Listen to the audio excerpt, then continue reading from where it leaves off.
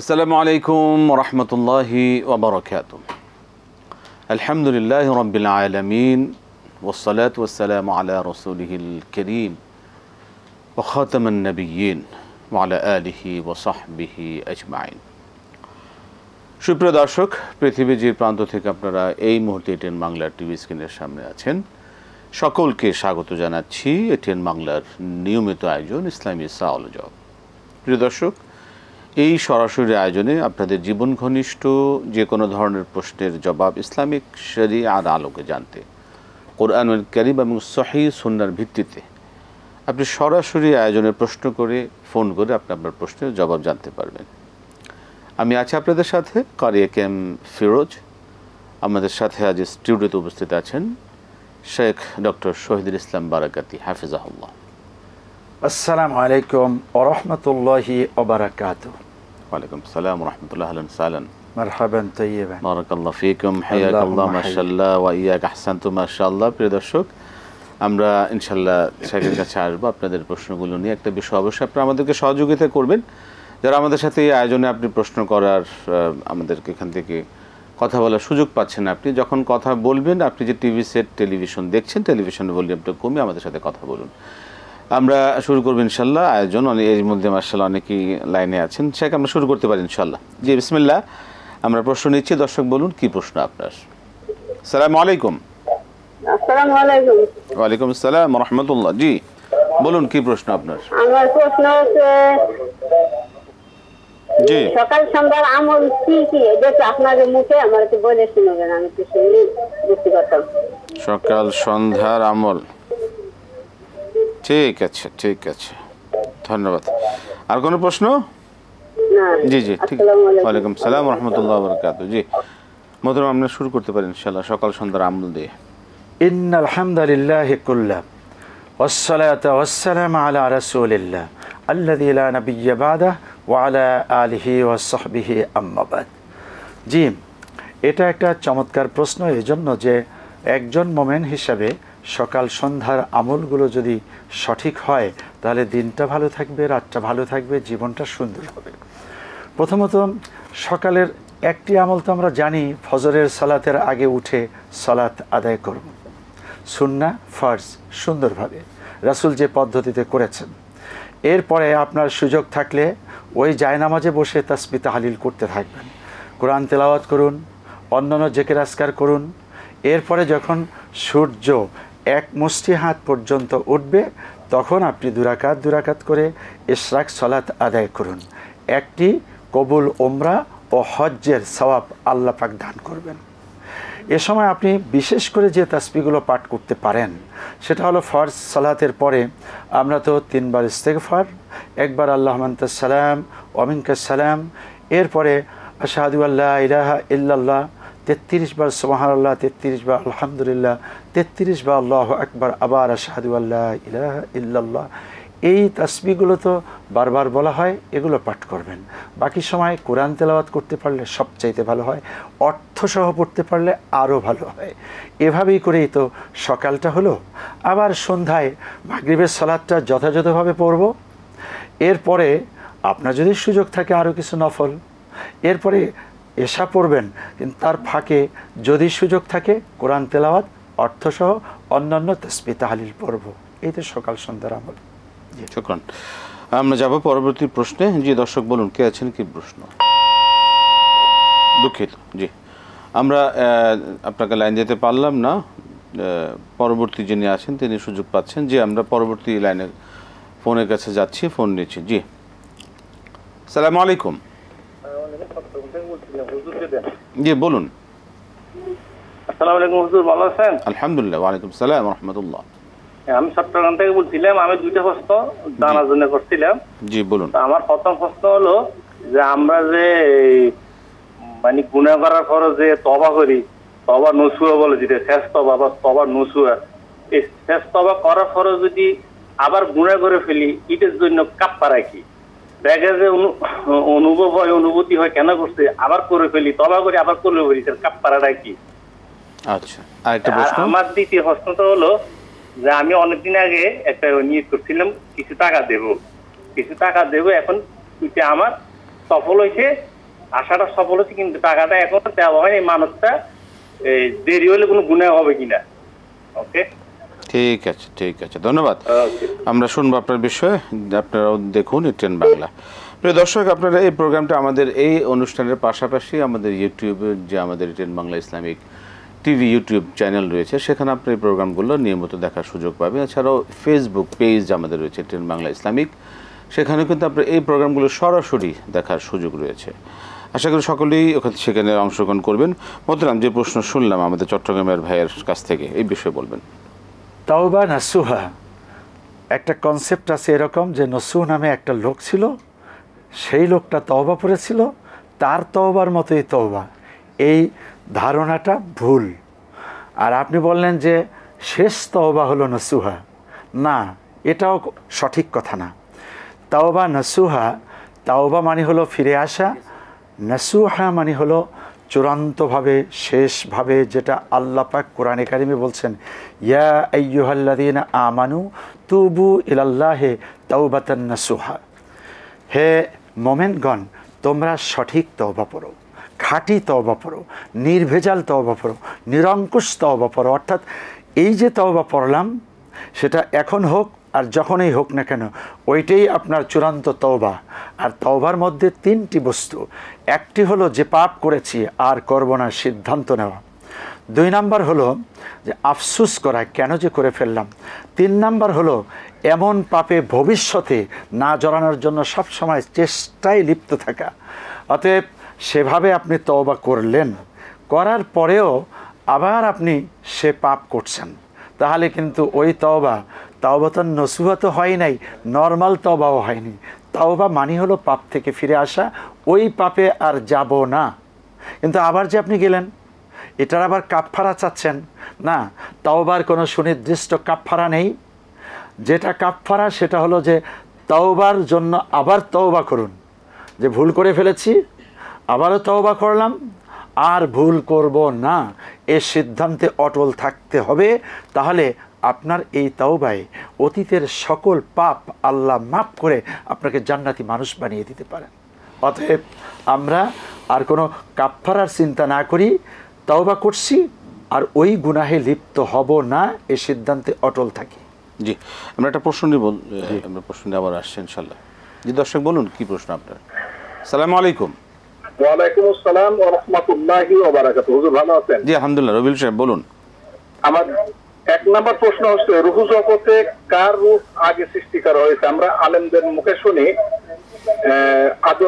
আদম আলাইহিস সালামের আগে রাসূল সাল্লাল্লাহু আলাইহি সাল্লামকে সৃষ্টি করা হয়েছে। আর 2 নাম্বার প্রশ্ন হচ্ছে, রাসূল সাল্লাল্লাহু আলাইহি সাল্লামকে সৃষ্টি না করলে পৃথিবীর আল্লাহ তাআলা আর কিছুই সৃষ্টি করতেন না। কথাটা ঠিক কিনা জানাবেন। আমাদের এলাকায় মিলাদ মাহফিল হয়ে থাকে, এই মিলাদ মাহফিলে তারা বলেন যে আল্লাহ রাসূলকে যদি সৃষ্টি না করা হতো পৃথিবীর কিছু সৃষ্টি করতো না। এই আদম আলাইহিস সালাম কাঠামো তৈরি করার পরে আল্লাহ যে রূহ ফুঁকে দিলেন, তার আগে কি রাসূল সাল্লাল্লাহু আলাইহি সাল্লামের রূহ সৃষ্টি না? রূহ জগতের সমস্ত রূহ একসাথে সৃষ্টি? ঠিক আছে, জানাবেন। জি জি, আসসালামু আলাইকুম। ওয়ালাইকুম আসসালাম ওয়া রাহমাতুল্লাহ। জি মোহতারাম, টাকা নিয়ত করেছিলেন দিবেন, দেরি হলে কি গুনাহ হবে কিনা? হ্যাঁ, আপনি নিয়াত করেছেন, নিয়াতটাও যে সৎ উদ্দেশ্যে করেছেন, আল্লাহ সেটা বাস্তবায়ন করে দিয়েছেন। এখন আপনার বাস্তবায়ন বিলম্ব হবে, আপনি তো যে কোনো সময় মরেও যেতে পারেন। এজন্য এটাই সুনির্দিষ্ট কোনো পাপের কথা না থাকলেও কাজটি অন্যায় হবে, অপরাধ হবে। আল্লাহর কাজে বিলম্ব করতে নেই। আল্লাহ বলেছেন, সারিউ ইলা মাগফিরাতিম মির রাব্বিকুম, তোমাদের রবের কল্যাণের দিকে তোমরা দ্রুত এগিয়ে আসো। আল্লাহ কল্যাণ দিয়েছেন, এখন আপনি বিলম্ব করবেন না, বাস্তবায়ন করুন। জি, রূহ আগে সৃষ্টি করেছেন কার? আদম আলাইহিস সালামের রূহ আর রাসূল সাল্লাল্লাহু আলাইহি ওয়াসাল্লামের রূহ, এই নিয়ে কোনো বিতর্ক করার সুযোগ নেই। আসলে আল্লাহ সুবহানাহু ওয়া তাআলা এত বড় শক্তিধর, তিনি কোনো বিষয়ে চিন্তা করেন, ইজা আরাদা শাইয়ান আইয়াকুলা লাহু কুন ফায়াকুন। যখন কোনো বিষয়ে তিনি চিন্তা করেন, সাথে সাথেই সেটা বাস্তবায়িত হয়ে যায়। আদম আলাইহিস সালাম মানুষ হিসাবে প্রথম পৃথিবীতে এসেছেন, আর সৃষ্টির সময় কোন রুহ আগে কোন রুহ পরে এমনটি নয়। আল্লাহ রুহের জগতের প্রতি একটি ইচ্ছে করলেন, সাথে সাথে রুহ তৈরি হয়ে গেল। ধারাবাহিক সিরিয়ালে যদি রাসূল সাল্লাল্লাহু আলাইহি ওয়াসাল্লামের হিসাব করা হয়, তাহলে তিনি ঊর্ধ্ব জগতে ছিলেন, সেখানে তো রুহের জগতে ছিলেন না, সেখানে একটি নূর ছিলেন। তিনি মানুষ হিসাবে আদম আলাইহিস সালামের হাজার হাজার বছর পরে রাসূল সাল্লাল্লাহু আলাইহি ওয়াসাল্লাম দুনিয়াতে এসেছেন। আর যখন যিনি এসেছেন, এটা হলো আগমনের সিরিয়াল। রুহগুলিকে আল্লাহ পাক একসাথে সৃষ্টি করে দিয়েছেন। জি,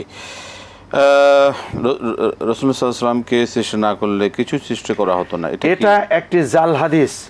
হাদিসটি হলো লাউলাকা লামা খালাকতুল আফলাক, যদি তুমি না হতা তাহলে আমি বিশ্বজাহানের কিছুই সৃষ্টি করতাম না, এই বলে একটি হাদিস বানানো হয়েছে। আর এটাকে চালিয়ে দেওয়া হয়। এটা অসত্য, এটা জাল এবং এটা প্রত্যাখ্যাত। আল্লাহ সুবহানাহু ওয়া তাআলা রাসূল কারীম সাল্লাল্লাহু আলাইহি ওয়াসাল্লামকে সৃষ্টি করেছেন, সম্মান দিয়েছেন, তারপরেই তার শ্রেষ্ঠ মর্যাদা, তিনি সাইয়্যিদুল আম্বিয়া, সব ঠিক আছে। কিন্তু তাকে সৃষ্টি না করলে অন্য কিছুকে সৃষ্টি করতেন না, এ কথা ঠিক নেই। আল্লাহ তার পরিকল্পনা মাফিক সবটাই সৃষ্টি করেছেন, সবটাই সৃষ্টি করবেন, এমনটি আল্লাহ তার ক্ষমতায় রাখেন। আহসান্ত, মাশাআল্লাহ। জি, আমরা আবারও প্রশ্ন নেব। দর্শক বলুন। আসসালামু আলাইকুম। ওয়ালাইকুম আসসালাম। আমি মগবাজার থেকে মাহফুজা বেগম বলছি। জি বলুন। জুমার নামাজে 2 রাকাত পড়ার আগে তাহিয়াতুল মসজিদ পড়ে, পরে 2 রাকাত করে নফল নামাজ আদায় করা হয়। তখন মসজিদে ইমাম সাহেব ঘোষণা দেন, যারা সুন্নত পড়েন না তারা সুন্নত পড়েনি। এটা ঠিক কিনা? আচ্ছা, জুমার নামাজে কি সুন্নত আছে? ঠিক আছে। আরেকটা প্রশ্ন হলো, আমরা যখন গভীর রাতে নামাজ আদায় করি, তখন কি 2 হাত তুলে দুনিয়াকে দোয়া করা যাবে কিনা? নামাজের মধ্যে হাত তুলে দোয়া করার দরকার না, দুনিয়াবে দোয়া করার দরকার না, খালি আখিরাতের জন্য দোয়া করা। সেটা কি নামাজের মধ্যে? নামাজের পরে, সালাম ফিরানোর পরে। নামাজের পরে হাত তুলে দোয়া? হ্যাঁ হ্যাঁ, হাত তুলে দোয়া, দুনিয়াবি দোয়া করা যাবে, তাই তো? হ্যাঁ হ্যাঁ। ঠিক আছে। আসসালামু আলাইকুম। ওয়ালাইকুম আসসালাম ওয়া রাহমাতুল্লাহ। জি মোহতারাম, শুনলেন। জুমার সালাত, জুমার মূল সালাত হলো 2 রাকাত ফরজ। এর আগে আল্লাহর কোনো বান্দাবান্দি মসজিদে আসলে তাহিয়াতুল মসজিদ, তাহিয়াতুল ওযু, এভাবে করে আপনি 2 রাকাত করে অনেক সালাত আদায় করতে কোনো বাধা নেই। আমাদের দেশে যেটা রেওয়াজ আছে যে একটা বয়ান চলতে থাকে, এরপরে হলো 4 রাকাত সুন্নাতের জন্য সুযোগ দেয়া হয়, তারপরে খুতবা এবং সালাত আদায় করা হয়। এটা এলাকার রেওয়াজ, এটা হাদিস দ্বারা স্বীকৃত না। এ পদ্ধতি রাসূল সাল্লাল্লাহু আলাইহি ওয়াসাল্লাম সাহাবা ইকরাম করেননি। এবার আসি যে পরে 4 রাকাত, পরের 4 রাকাতে যদি আপনি মসজিদেই আদায় করতে চান, তাহলে আপনি 4 রাকাত বাদাল জুমা সুন্না, এটা পড়তে কোনো বাধা নেই। যদি আপনি মসজিদ থেকে চলে যান, তাহলে যেখানে যাবেন সেখানে যে 2 রাকাত করে কিছু নামাজ পড়ে নিতে হবে।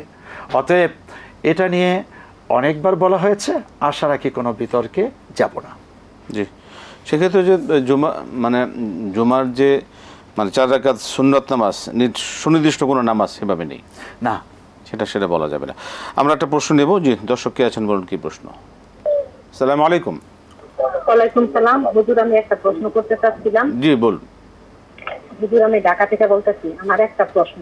হুজুর, আমার প্রশ্নটা হইতেছে যে একটু জানার বিষয় যে আমি এখন কি করতে পারি। আমার একজন ছেলে আছে আলহামদুলিল্লাহ 13 বছর বয়স, আরেকজন মেয়ে আছে 9 বছর বয়স। এখন আমার হাজবেন্ড আমার খালাতো ভাই বোনের সাথে বিয়ে হয়েছে। এখন নানির বাড়ি তো একই সম্পদ পাই, আমিও পাই, আমার হাজবেন্ডও পাই। এখন মামা আবার আমার বাবা নাই, ছোটকালে বাবার এসে মারা গেছে। এখন মামা আমাদের দেখাশোনা করছে, মামা আমাদের অনেক সম্পদ ইচ্ছায় হোক অনিচ্ছায় হোক একটু নষ্ট করছে, বুঝতে পারে নাই, না বুঝাই করছে কিছু বুঝাও। এখন ও চায় আমার নানার বাবার সম্পদটা আমার নামে লেখা নেই, আমার কাছ থেকে। আমার ভাই বোন কেউ নাই, একজন বোন ছিল মারা গেছে, আমি একাই। এখন হুজুর মাঝে মাঝে এমন খারাপ কথা বলে লাগে, তখন আমি মাঝে মাঝে মূল প্রশ্নটা আসুন, মূল প্রশ্নটা খুব সংক্ষেপে নিয়ে আসেন। এই প্রশ্ন তো আরো কয়েকবার মনে হয় আপনি করেছেন। না না, এই প্রশ্ন করি নাই হুজুর, অন্য প্রশ্ন করছি। আচ্ছা, এই ধরনের প্রশ্নই ছিল আমার কাছে মনে হচ্ছে।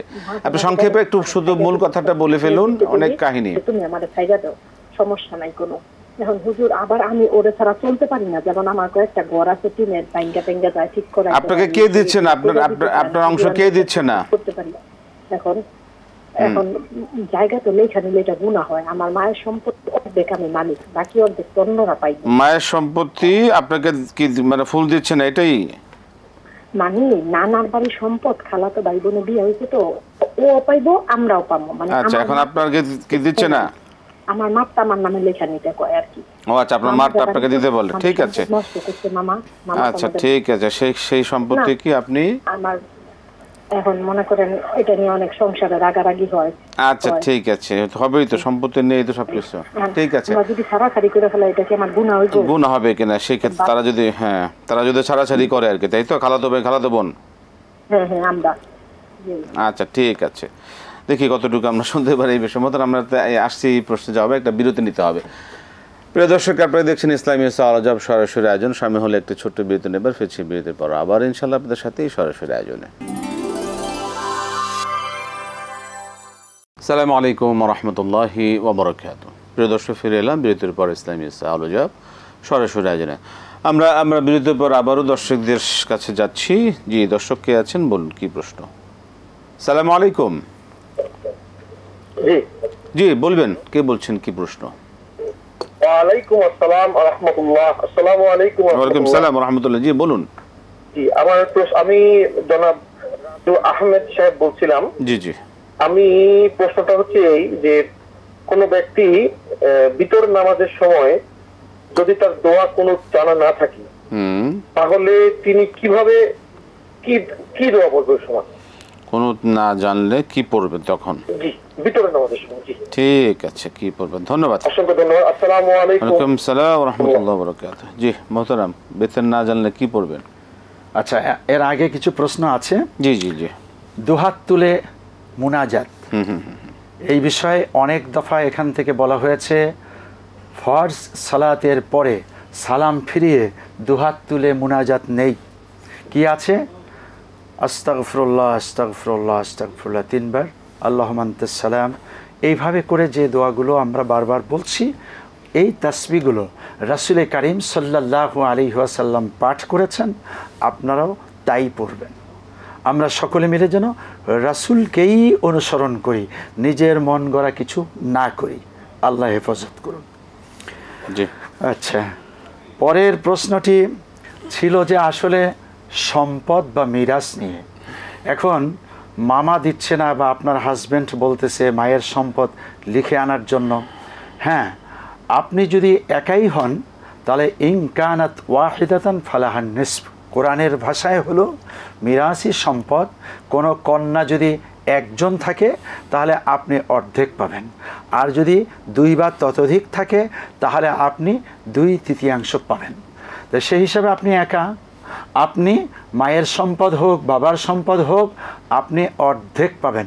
আর বাকিটা কোথায় যাবে হলো আপনার যদি ভাই থাকে, আবার অন্যান্য আসাবার লোকজন থাকে, চাচা থাকে, মামা থাকে, তাহলে তাদের দিকে সেটা ন্যস্ত হবে। তো এখন আপনার কথায় আসলে আমরা ক্লিয়ার হতে পারিনি আপনি স্পেসিফিকভাবে কি চাচ্ছেন। আমরা এতটুকু বুঝছি, মায়ের সম্পদ লিখে আনার জন্য স্বামী চাপ দিচ্ছে, আপনি অর্ধেক পরিমাণ লিখে নিয়ে আসতে পারেন। বিতরের ক্ষেত্রে কি করবেন যদি না জানা, দয়া কোনো না জানেন? যতদিন পর্যন্ত আপনি জানবেন না ততদিন নামাজ আপনার মতো আপনি পড়তে থাকবেন। আপনি কুনুত জানেন না, অন্যান্য তাসবিহ তো পারেন, সুবহানাল্লাহ, আলহামদুলিল্লাহ, আল্লাহু আকবার, সূরা ইখলাস, সূরা ফাতিহা, এসব দিয়ে দোয়া করে আপনি রুকু সিজদা চালালেন। কিন্তু কুনুতটা আপনাকে শিখতে হবে। আপনি আজকেই সিদ্ধান্ত নেন, আস্তে আস্তে করে শিখুন, দেখবেন যে 3 থেকে 4 দিনের মধ্যে আপনি কুনুত শিখে ফেলেছেন। আপনার নিজের কাজের জন্য যত সিরিয়াস, এটার জন্য সিরিয়াস হন, শিখতে পারবেন। মোহতারাম, এর আগে একটা প্রশ্ন ছিল যে রাতে যে বিশেষ নামাজ পড়ে থাকেন, রাতের যে তাহাজ্জুদ, সম্ভবত মনে, সেই তাহাজ্জুদের নামাজে কি দুনিয়াবি কিছু চাওয়া যাবে? সব কিছু? আচ্ছা, দুনিয়াবি বলতে কি চাচ্ছেন আপনি? দুনিয়ায় তো অনেক কাজ হচ্ছে, যত ভালো কাজ আছে। আমি একটি বাড়ি চাই, একটি গাড়ি চাই, তারপরে হলো আমি কিছু জমি জমা চাই, আমার সম্পত্তি চাই, ভালো পোশাক চাই, ভালো খাবার চাই, শান্তি চাই, এগুলো দুনিয়াতে দরকার আছে। যতটুকুন প্রয়োজন সেটা আপনি নফল সলাতের শেষে আল্লাহর কাছে বলেন। ডাইরেক্ট সেজদার ভিতরে যে সেজদার তাসবিহ তাহলিল বাদ দিয়ে এই কথাগুলো না বলা। আর দুনিয়ায় অন্য যে সমস্ত কাজ আছে, পাপের কাজ, চুরি করা, ডাকাতি করা, মানুষ মারা, অন্যান্য যে সমস্ত পাপের কাজ আছে, এগুলো চাওয়ার তো প্রশ্নই আসে না। ফরজ, ওয়াজিব, সুন্নত, নফল কোনো সময় চাবো না, বরং সেগুলি থেকে বিরতি চাবো, আল্লাহ বাঁচাও। সেক্ষেত্রে সেগুলো মানে দুনিয়াবি কোনো জিনিস হাত তুলে চাওয়া যাবে ইনশাআল্লাহ। হাত তুলে চাওয়াটা এটা রাসূল সাল্লাল্লাহু আলাইহি ওয়াসাল্লামের পক্ষ থেকে যখন তখন হয়নি। যখন তখন বলতে রাসূল হাত তুলেছেন বদরের যুদ্ধের প্রাক্কালে, ব্যক্তিগতভাবে তিনি মোনাজাত করতে পারেন। সেই সময় রাসূল সাল্লাল্লাহু আলাইহি ওয়াসাল্লাম ইস্তাস্তাগীসুনা রাব্বাকুম ফাস্তাজাবা লাকুম, স্মরণ করো সেই সময়ের কথা যখন তুমি আল্লাহর সাহায্য চেয়েছো আর আল্লাহ পাক সাহায্য পাঠিয়েছিলেন ফেরেশতাদের মাধ্যমে। ঠিক এটাও একটা দলিল হিসাবে বিশেষ বিশেষ প্রয়োজনে ফরজ সলাতের ডানে বামে সালাম ফিরানো ছাড়া অন্যান্য সময় আল্লাহর কাছে আপনি চাইতে পারেন। বৈধ যে কোনো জিনিস শরীয়সম্মত সবই আল্লাহর কাছে চাওয়া যাবে। অবৈধ কোনো জিনিস, দুর্নীতি করে আমাকে অবৈধভাবে টাকা দাও, অবৈধভাবে এটা করো সেটা করো, তাই না, এগুলি চুরি করার সুযোগ দাও, চুরিগুলো যেন ধরা না খাই, মানে এগুলো চাওয়া যাবে না। এছাড়া হালাল বৈধ সব কিছু ইনশাল্লাহ চাওয়া যাবে। যেমন এখন অনেকে মানে আগে যা করছেন সেগুলো থেকে মুক্তি পাওয়ার জন্য অনেকে আল্লাহর কাছে, আল্লাহ আমরা মাফ করে দেন যা করছি, এখন এই বিষয়গুলো ক্ষেত্রে আল্লাহর কাছে মাফ চাইতেই পারেন। এটা তো তওবা। এবং এখন একটা বাংলাদেশের জন্য সুযোগ এসছে, মাশাআল্লাহ, আলহামদুলিল্লাহ। ম্যাক্সিমাম মানুষ কেন যেন শীতল বাতাস পাচ্ছেন, কোত্থেকে? কোরআন থেকে, হাদিস থেকে, সুন্নাহ থেকে, এবং ইসলামের সুশীতল বাতাস প্রবাহিত হচ্ছে। এটা ঐক্যের সময়, এটা চাওয়ার সময়, এবং আল্লাহ যেন কবুল করে নেন, আল্লাহ যেন সবাইকে শান্ত করেন, শান্ত রাখেন। যে আমরা প্রশ্নে যাব, দর্শক কে আছেন বলুন। আসসালামু আলাইকুম। আসসালামু আলাইকুম, বলুন কি প্রশ্ন আপনার? আমি কেশবপুর সাগরদাড়ি থেকে বলতেছিলাম। জি বলুন। আমার একটা প্রশ্ন ছিল। প্রশ্নটা হচ্ছে আপনার, আমরা যখন টয়লেটে যাই, টয়লেটে যাওয়ার পরে যে আমরা টিস্যুগুলো ব্যবহার করি, ওই টিস্যুগুলো হচ্ছে টয়লেটের ভেতরে, মানে এখন তো ফ্ল্যাশের যুগ, যাই হোক, টয়লেটের ভেতরে টিস্যুগুলো দিয়ে ওটা ব্যবহার করা যাবে কিনা বা অন্য কোথাও রাখতে হবে কিনা, এরকম কোনো নিয়ম আছে? সেই টয়লেট টিস্যুগুলো, যেগুলো ব্যবহৃত টিস্যুগুলো কি করবেন, এটাই প্রশ্ন? জি জি, ওইটা টয়লেটের ভেতরে দিয়ে, অবশ্যই ওইটা টয়লেটের ভেতরে দেওয়া যাবে কি? মানে টয়লেটের ভিতরে ফ্লাশ করে দেওয়া যাবে কিনা? জি জি জি। আচ্ছা, ঠিক আছে, ঠিক আছে, ঠিক আছে। ওয়ালাইকুম সালাম রহমতুল্লাহ, ধন্যবাদ আপনাকে। জি মহতারাম। ব্যবহৃত টিস্যু টয়লেটে ফেলে দেওয়ায় কোনো সমস্যা নেই, একটাই যে এই টয়লেট থেকে এটা পানির সাথে গলে যাবে কিনা, সরে যাবে কিনা। আপনার টয়লেটের রাস্তা বন্ধ হয়ে যাবে এমন টাইপের টয়লেটে ফালালে পরে তাহলে বিপদ হতে পারে, মানে জ্যাম না লেগে যায়। হ্যাঁ, এখানে ফেলে দিতে কোনো বাধা নেই, তবে দেখতে হবে যে এটা পড়তে পড়তে একটি পর্যায়ে যদি আপনার এই পানির রাস্তা বন্ধ হয়ে যায় তাহলে টয়লেটটা আর ইউজ করা যাবে না, বিপদ হবে। এমন যদি হয় তাহলে পাশেই ঝুড়ি, ওই ঝুড়ির ভিতরে ফেলে দিলে ভালো। অনেকেই ময়লার ঝুড়ি রেখে দেয় এবং আপনিও ইচ্ছে করলে রাখতে পারেন এবং সেখানে ফেলে পরবর্তীতে এইটাকে আবার সাফ করে নিয়ে আসা। জি জি, আমরা প্রশ্ন যাব। জি দর্শক বলুন কি প্রশ্ন আপনার? আসসালামু আলাইকুম। ওয়ালাইকুম সালাম রহমতুল্লাহ। জি আমি বাগদাদ থেকে বলছি স্যার। জি স্যার বলুন। জি স্যার, আপনি আপনার টেলিভিশনে ভলিউমটা কমে কথা বলুন স্যার।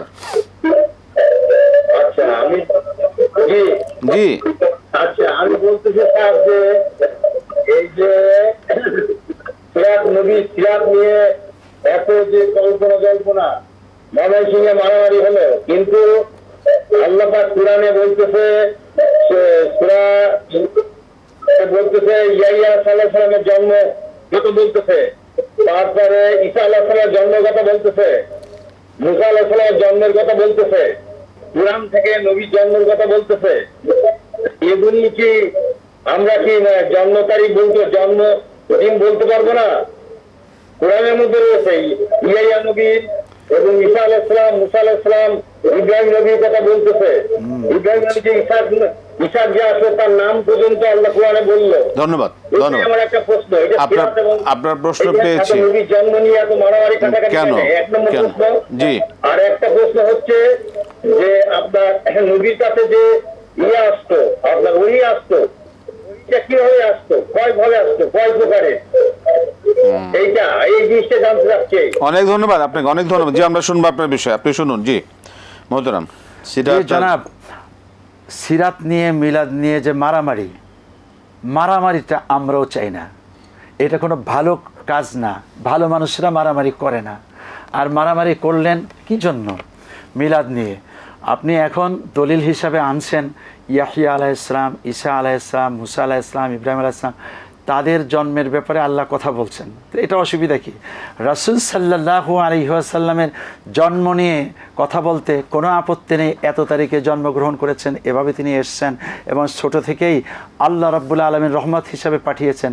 তো ভেজালটা তো অন্য জায়গায়।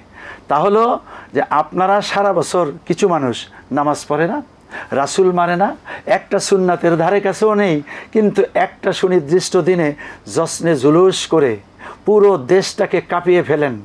আবার আর এক গ্রুপ বলছে এই জশ্নে জুলুসও নাই, মিলাদও নাই, সিরাত আছে।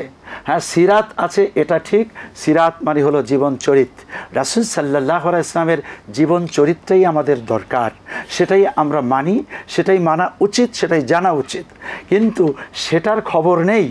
শুধু মিলাদ মানে হলো জন্মের মুহূর্তে রাসূলকে কে ধরেছিল, কে এসেছিল, এ নিয়ে কি করার আছে? আবার সেই জন্মটা 12 তারিখে হলো না 9 তারিখে, এই ইতিহাস আপনাদের জানা নেই। আপনার 12ই রবিউল আউয়াল পুরা দেশটাকে কাঁপায় দিলেন। আবার হলো যে 12ই রবিউল আউয়ালে রাসূল সাল্লাল্লাহু আলাইহি ওয়াসাল্লামের ওফাত দিবস, তিনি ইন্তেকাল করেছেন, সেটা নিয়ে তো একটা কথাও বলেন না। শুধুমাত্র মিলাদ আর এটার জন্য নামাজ নাই, রোজা নাই, সুন্নাত নাই, অন্যায় পথে পয়সা ব্যয় করি, দেশটাকে গরম করি, এমনটি ঠিক নয়। মোহতারাম, আপনার সাথে একটা বিষয় যোগ করতে চাচ্ছি, সেটা হচ্ছে যে তারা এই মিলাদ নিয়ে তো বিতর্ক নেই। অবশ্যই মিলাদ রাসূল সাল্লাল্লাহু আলাইহি ওয়াসাল্লামের মিলাদ নিঃসন্দেহে আমাদের জন্য খুবই গুরুত্বপূর্ণ এবং খুবই একটা উল্লেখযোগ্য বিষয়। রাসূল সাল্লাল্লাহু আলাইহি ওয়াসাল্লাম এই জন্য রোজাও রেখেছেন। সোমবারের যে উনি রোজা রাখতেন সেটা তার এই জন্মদিবসকে উপলক্ষে করে রাখতেন। কিন্তু এই মিলাদের আগে যে শব্দটা ব্যবহার করে, ঈদ মিলাদুন নবী, এই দিনকে উপলক্ষে করে মানে তারা বলে থাকেন মানে সবচেয়ে বড় ঈদ, সকল ঈদের সেরা ঈদ, সকল ঈদের বড় ঈদ, আয়াত। এই যে এই দিনকে দিবস হিসেবে পালন করে ঈদ ঘোষণা করে পালন করা, এই ক্ষেত্রে বিতর্ক রয়েছে। এটা ঠিক নয়। শরিয়াতের পরিষ্কার ভাষা, মুসলমানের জন্য ঈদ হলো দুটি, একটা ঈদুল ফিতর আর একটা ঈদুল আজহা। এর বাহিরে যদি আপনি কোনো ঈদ বানান, তাহলে আপনি সুনির্দিষ্ট বেদাত করলেন, হারাম, জায়েজ নেই। রাসূল সাল্লাল্লাহু আলাইহি ওয়াসাল্লামের জন্ম, এরপরে তার পুরো জীবন, এটা সব আমাদের জন্য শিক্ষা। অবশ্যই জন্মের ব্যাপারে আপনি যেটা মনে করে দিয়েছেন, আমারও মনে আসছিল কিন্তু সময়ের অভাব। রাসূল সাল্লাল্লাহু আলাইহি ওয়াসাল্লামকে প্রশ্ন করা হলো যে আপনি সোমবারে কেন রোজা রাখছেন? রাসূল বললেন, ইয়াউমান, আমি এই দিবসে পৃথিবীতে এসেছি, জন্মগ্রহণ করেছি, সে কারণে আমি আল্লাহর শুকরিয়ার জন্য রোজা পালন করছি। এখন আপনারা রোজা রাখেন সোমবারে, তা না করে নামাজ না পড়ে রাসূলের সুন্নাত দাড়ি রাখা নাই, খবর নাই, সুন্দর করে যে লেবাস পড়তে হবে সুন্নাত নাই, খবর নাই, এই সমস্ত অন্যায় অপরাধের ভিতরে জড়িয়ে আপনারা লাফাবেন, কুদাবেন, পয়সা নষ্ট করবেন, এটা অন্যায়। এমনটি করা যাবে না। এমনটা সাহাবায়ে কেরাম করেননি, 600 বছর পর্যন্ত এগুলো হয়নি, পরবর্তী এগুলো বানানো হয়েছে। মোহতারাম, ওহী কিভাবে আসতো, কতভাবে আসতো? 7 ভাবে ওহী এসছে, আরও বর্ণনায় আরও বেশি ভাব আছে। তার ভিতরে একটা হলো যে জিবরিল আমিন সরাসরি তার আকৃতিতে 2 বার এসছেন, আর বাদ বাকি কোনো সময় একখণ্ড মেঘ, ওখান থেকে আওয়াজ আসতো, কোনো সময় সলসালাতুল জারাস, ঘণ্টা ধ্বনির মতো আওয়াজ হতো, কোনো সময় রাসূল সাল্লাল্লাহু আলাইহি ওয়াসাল্লামের শরীরটা ভার হয়ে যেত, তখন একটু পরে দেখা গেছে তিনি ওহী প্রাপ্ত হয়েছেন। কোন সময় দাহিয়া কালবি রাদিয়াল্লাহু তাআলা আনহুর আকৃতিতে জিবরিল আমিন সামনে এসে আল্লাহর হাবিব সাল্লাল্লাহু আলাইহি ওয়াসাল্লামের কাছে ওহী পৌঁছিয়ে দিয়ে যেতেন। অতএব বিভিন্নভাবে ওহি এসছে। আসল কথা হলো ওহি যেভাবেই হোক না কেন, আপনি বুখারী, মুসলিম, তিরমিজি এই জাতীয় হাদিসের গ্রন্থগুলো বেশি পড়ুন, হাদিস জানুন, জীবনকে ঠিক করুন। আচ্ছা, যে আমরা আবারও যাব প্রশ্নে। যে দর্শক কে আছেন বলুন, কি প্রশ্ন? আসসালামু আলাইকুম। আসসালামু আলাইকুম ওয়া রাহমাতুল্লাহ। ওয়ালাইকুম সালাম ওয়া রাহমাতুল্লাহি ওয়া বারাকাতুহু। ভালো আছেন? আলহামদুলিল্লাহ। জি বলুন। আমার চারটা প্রশ্ন মেহরবানি করে শুনলেন। প্রথম প্রশ্ন হইল, হে আল্লাহ, আমি যেন আপনার ও আপনার রাসূলের ভালোবাসা পাইতে পারি। তারপর, হে আল্লাহ, আমি আপনার এবং রাসূলের ভালোবাসা ও মহব্বত চাই, সঠিক আছে কিনা? জি। দ্বিতীয় প্রশ্ন হইল, নামাজের পবিত্রতার লক্ষ্যে ওযু ফরজ, আরো নিয়ত দরকার হয় না, শুধু কোন ওয়াক্তের নামাজ আদায় করছি যথেষ্ট। প্রশ্ন হলো, বলা আছে সবসময় ওযু অবস্থায় পবিত্রতার সাথে থাকবে, তাই ওযু করে নেওয়া পরবর্তী 2 ঘন্টা পরে নামাজের সময় হলে আবার নামাজের জন্য কি ওযু করতে হবে? ঠিক আছে। কারণ যখন সে ওযু করেছিল তখন তো শুধু ওযু অবস্থায় থাকার জন্য ওযু ঠিক আছে। করেছিল। জি, আপনার প্রশ্ন পেয়েছি। আচ্ছা, তৃতীয় প্রশ্ন হলো, চলমান প্রোগ্রামটা কতদিন পরে দেখতে পারবো? তারিখ সিরিয়াল মোতাবেক থাকে কি? যেমন 30 জুন 24 প্রোগ্রাম অর্ধ দেখতে হলে কি করতে হবে? ঠিক আছে। প্রশ্ন আল্লাহর চেনেন একটু, আল্লাহ ও আল্লাহর রাসূলকে ভালোবাসার নিয়ম পদ্ধতি ও দোয়ার যদি কোনো কেতাবাদি থাকে, লেখকের নাম সহ জানতে চাই। ঠিক আছে, ধন্যবাদ ধন্যবাদ ধন্যবাদ মোহতারাম। জি, হুব্বুল্লাহ হুব্বুর রাসূল, রাসূলের ভালোবাসা এবং আল্লাহর ভালোবাসা, এমনটি বলা যাবে কিনা যে আমি আল্লাহ এবং রাসূলের ভালোবাসা চাই? 100 বার বলা যাবে। সেটার জন্য আপনি আমল করবেন।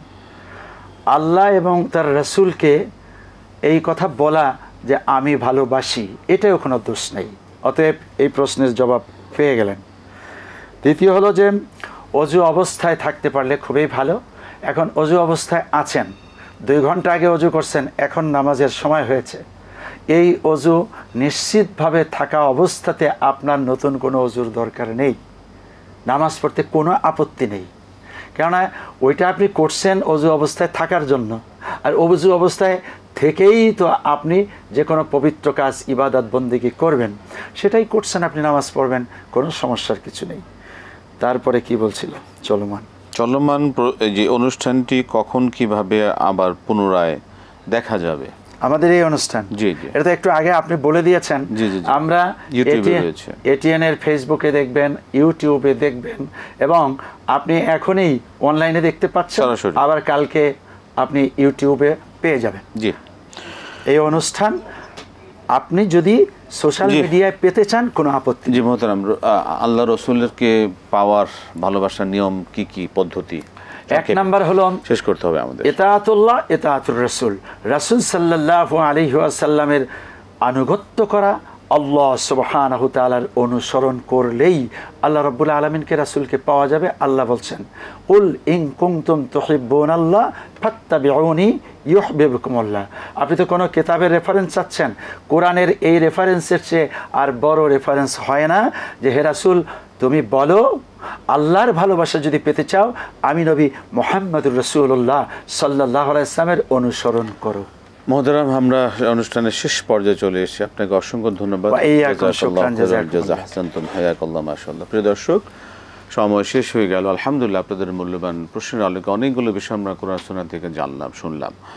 আল্লাহ সুবহানাহু ওয়া তাআলা আমাদেরকে কবুল করুন, আমরা যেন তা মানতে পারি, আমাদের জন্য তা পালন করা, মানা, অনুকরণ করা আল্লাহ সুবহানাহু ওয়া তাআলা আমাদের জন্য সহজ করে দেন।